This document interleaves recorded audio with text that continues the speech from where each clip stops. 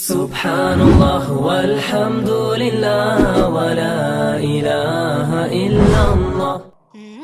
Maka betul kata Allah, inna fi khalqis samawati, dalam penciptaan langit, wal ardi, penciptaan bumi, wa ikhtilafil laili wan nahar, dalam penciptaan malam dan siang, la ayat, semua itu akan menjadi ayat-ayat bagi siapa? Liulil albab, bagi orang-orang yang ada akal fikiran. Al-Quran akan menjadi mulia ketika dimuliakan oleh orang yang memiliki akal fikiran. Maka dalam Al-Quran diceritakan tentang ada satu neraka khas untuk orang yang tidak mahu menggunakan pikiran. Apa kata Allah Ta'ala dalam Al-Quran? Bercerita tentang orang yang tidak mahu menggunakan akal pikiran.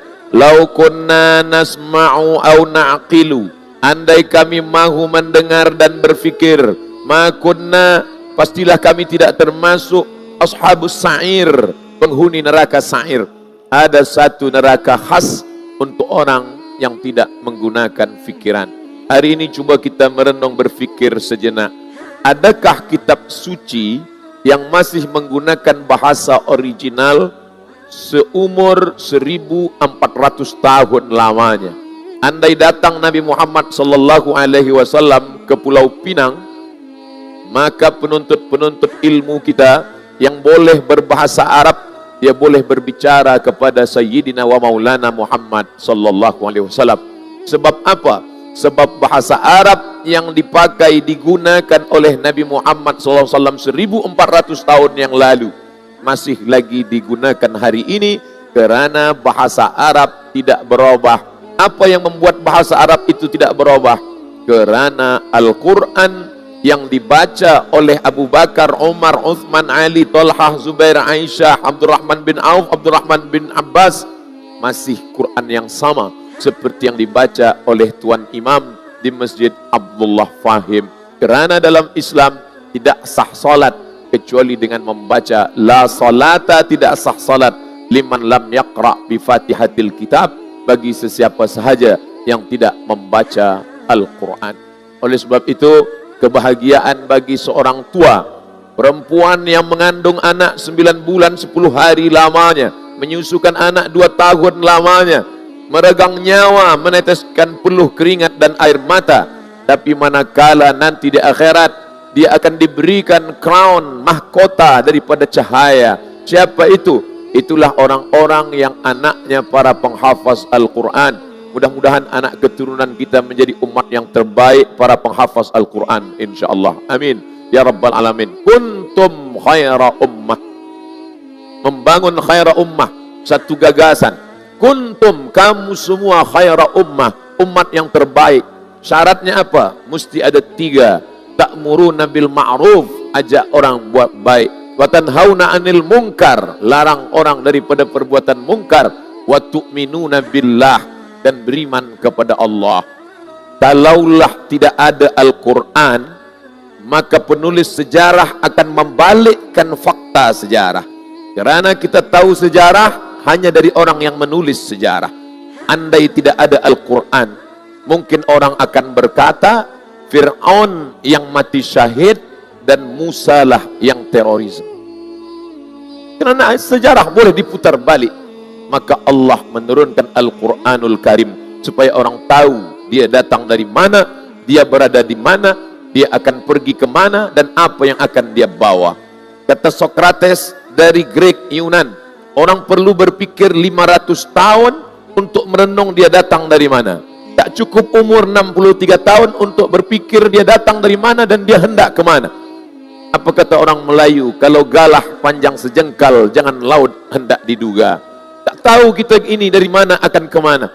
Charles Darwin berpikir sejenak, dia berpikir kita ini dari mana. Lama-lama dia ambil kesimpulan kita dari kera. Na'udzubillah. Al-Quran memberikan jawaban. Wa idh qala rabbuka lil malaikati inni ja'ilun fil ardi khalifah. Aku, kata Allah Ta'ala, ingin menciptakan di atas muka bumi ini khalifah, pemimpin. Tapi makna khalifah yang lain adalah pengganti. Khalifah pemimpin, betul. Tapi ada makna lain daripada khalifah, pengganti. Maka manakala meninggal Nabi Muhammad sallallahu alaihi wasallam, digantikan oleh Sayyidina Abu Bakar, maka Abu Bakar itu disebut sebagai Khalifatu Rasulillah, pengganti Rasulullah. Kalau kita ini pengganti, yang kita gantikan itu siapa? Ada makhluk yang lebih tua daripada kita. Manakala Allah menyebut makhluk, pasti Allah sebut dia dulu, baru kita. A'udzubillahi minasyaitonirrajim. Wa ma khalaqatul jinna wal insa. Jin lebih dulu. Qul la in jama'atil jinnu wal insu. Dan tertulis pula di dinding, alladzi yuwaswisu fi sudurin nas minal jinnati wan nas.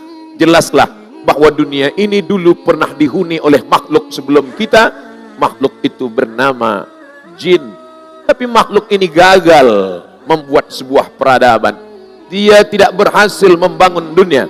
Maka Allah bina makhluk yang baru bernama manusia. Makanya manakala Allah menciptakan manusia, apa kata malaikat? Ataj'alu fiha may yufsidu fiha wa yasfikud dima.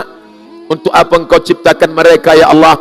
Mereka hanya akan berkelahi, berperang, menumpahkan darah. Mereka akan saling bunuh membunuh ya Allah. Dari mana malaikat tahu? Manusia belum ada. Dari mana malaikat tahu bahwa makhluk ini akan berkelahi, akan membunuh, akan berperang, akan mencaci maki, sumpah serapah? Karena malaikat menyangka manusia ini perbuatannya sama dengan jin. Dijawab oleh Allah, inni a'lamu ma la ta'lamun. Aku lebih tahu daripada kamu. Oleh sebab itu bila ada manusia yang hidup hari ini suka berkelahi, berperang, membunuh, maka sesungguhnya perbuatan dia sama saja dengan jin. Apa kata jin? Betul kan? Sama dengan aku. Tapi malam ini, apa kata Allah membanggakan kepada para malaikat? Hai malaikat, dulu manakala aku ingin menciptakan mereka, kamu berkata, ataj'alu fiha man yufsidu fiha wa yasfikud dima. Bila kau ciptakan mereka, mereka hanya akan berkelahi, menumpahkan darah, saling membunuh, sumpah serapah. Tapi pandanglah, malam ini mereka berkumpul di rumahku, membaca ayat-ayatku, mengkaji kitab suciku, membacakan hadis nabiku. Padahal mereka belum pernah menengok aku, belum pernah masuk ke surgaku, belum pernah melihat nerakaku. Malam ini kita semua dibanggakan Allah kepada para malaikat. Oleh sebab itu maka sabda Nabi Muhammad sallallahu alaihi wasallam, majtama'a qaumun fi baitin min buyutillah. Sekelompok manusia berkumpul di rumah Allah, yatsluna kitab Allah, membaca ayat-ayat kitab suci Allah, wa yatadarasunahu fima bainahum, mengkaji isinya. Berkumpul di rumah Allah, membaca ayat-ayat Allah, mengkaji isinya. Allah balas dengan 4, nazalat alaihimus sakinah, turun ketenangan ke dalam hati. Orang putih, orang Amerika, orang Europe susah mendapatkan ketenangan, maka mereka minum khamar untuk mencari ketenangan. Orang kita cukup dengan duduk di masjid mendengarkan tazkirah, turun ketenangan. Mereka susah nak tidur, kena penyakit insomnia, payah tidur. Kita duduk di masjid, tertidur. Maka bila ada kawan khatib Jumat naik ke atas, suara menggelegar, jamaah Jumat yang dimuliakan Allah, itulah tanda ketenangan turun. Nazalat alaihimus sakinah, turun ketenangan. Ghasyiyat bihimur rahmah, mereka dikelilingi malaikat. Rahmat turun. Haffat bihimul malaikah, keliling malaikat rahmat, membawa rahmat. Wa dzakarahumullahu fiman indah, mereka dibanggakan Allah Ta'ala kepada para malaikat. Tidak ada satu patung pun di dalam masjid. Manusia yang pandai mengukir, memahat, maka dalam Islam haram memahat bentuk binatang, makhluk hidup bernyawa, haram. Maka orang Melayu tetap memahat, mengukir. Apa yang dia pahat? Ukiran bunga, ukiran hiasan yang cantik, masjid yang begitu indah. Apa ukirannya? Pucuk rebung. Saya di kampung halaman kami Riau, Sumatera, Melayu, Siak, Sri Indrapura, pucuk rebung. Jauh terbang ke negeri Pulau Pinang, jumpa juga pucuk rebung. Rasa tak pergi keluar dari kampung halaman. Apa maknanya? Bahwa kita disatukan dengan beberapa ikatan. Yang pertama, kita disatukan dengan sama-sama Melayu. Yang kedua, kita disatukan dengan sama-sama Islam. Satu hembusan nafas orang Melayu. Melayu adalah Islam. Melayu tanpa Islam hilang menya, tinggal layunya saja. Oleh sebab itu maka ini mesti kita jaga dengan sebuah program bernama Khaira Ummah yang diambil daripada Al-Quran, tak lain tak bukan, dengan berbagai macam isinya, keseimbangan antara IQ, EQ, entah apa-apa Q nama. Tapi itu semua diambil daripada Al-Quran dan sunnah Rasulullah sallallahu alaihi wasallam. Islam tidak mengharamkan seni. Seni ukir-mengukir menjadi seni kaligrafi, tulisan yang indah. Alladzina hum illa ala azwajihim aw ma malakat aymanuhum fa innahum ghairu malumin. Dituliskan tentang sifat-sifat orang beriman. Apa maknanya? Kaligrafi. Maka datanglah para penulis kaligrafi. Ada khat kufi, ada khat diwani, ada khat diwani jali, ada khat riq'i, ada khat thuluth, ada khat kufi. Macam-macam kaligrafi yang indah, namun membuat patung haram. Sesiapa yang membuat patung, di akhirat nanti Allah Ta'ala akan bangkitnya patung berhala. Lalu Allah perintahkan, hai yang dulu membuat patung, berilah nyawa kepada patung ini. Manakala dia tidak mampu, maka patungnya berubah menjadi neraka, api yang akan membakar dia. Rumah lama tidak turun ayat Al-Quran.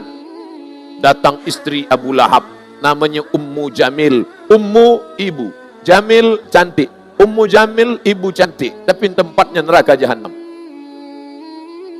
Mana Tuhan engkau Muhammad? Dia sudah meninggalkan engkau. Turun ayat ma wadda'aka rabbuka wa ma qala. Tuhanmu tidak pernah meninggalkan engkau wahai Muhammad. Lalu kemudian Jibril pun turun membawa wahyu. Jibril, mengapa engkau lama tidak turun? Kata Jibril, aku tidak turun karena Quran dibawa oleh malaikat. Malaikat tidak mau turun ke rumah jika di rumah itu ada patung berhala. Maka di masjid kita tak ada berhala, tapi seni kaligrafi ada, seni ukiran-ukiran makhluk yang tak bernyawa ada. Malaikat Rahman tidak mahu masuk ke dalam rumah kalau rumah itu ada berhala, tapi yang tidak masuk itu malaikat rahmat. Malaikat maut masuk. Oleh sebab itu maka mengundang rahmat Allah ke rumah dengan cara apa? Dengan cara membaca Al-Quran. Ada surah-surah khas yang dibaca pada malam yang khas. Man qara'a surat Al-Kahfi, sesiapa yang membaca surah Al-Kahfi yaumal Jumu'ah, pada malam Jumat, pada petang Jumat, pada hari Jumat, pada siang malam Jumat, pada pagi Jumat, adha'a lahu min nur, Allah berikan dia cahaya ma bainal jumu'ataini, antara dua Jumat. Jumat ini ke Jumat ini. Bagaimana supaya dari Jumat ini ke Jumat ini selama 7 hari kita mendapatkan cahaya? Bacalah surah Al-Kahfi. Tapi orang Melayu biasa malam Jumat baca surah Yasin. Tak salah. Baca dalam tafsir Ibnu Katsir, man qara'a Yasin fi lailatin, sesiapa yang membaca Yasin pada suatu malam, asbaha maghfuran lah, subuhnya dia sudah diampunkan Allah Subhanahu wa taala. Baca surah Al-Kahfi malam Jumat, baca surah Yasin tiap-tiap malam, tapi kerana sibuk tak sempat dibaca malam Jumat. Malam Jumat pun tak juga sempat. Inna lillahi wa inna ilaihi raji'un. Bila kita lagi nak mengingat mati, maka pada saat membaca surah Yasin, kita sedang diingatkan bahawa kita akan menghadap Allah. Hari ini Abdul Somad berkata, bersuara dengan lidahnya, tapi sampai masanya mulut terkunci, tak dapat berkata-kata. Itu yang kita baca dalam surat Yasin. Al-yawma nakhtimu ala afwahihim. Mulut terkunci. Kalau sudah mulut terkunci, siapa yang akan menjawab? Wa tukallimuna aydihim. Tangan yang akan bicara. Lalu siapa yang akan menjadi saksi di mahkamah Allah? Wa tukallimuna aydihim wa tashhadu arjuluhum bima kanu yaksibun. Semua yang sudah kau lakukan. Tangan akan bicara, kaki akan bersaksi di hadapan Allah Subhanahu wa ta'ala.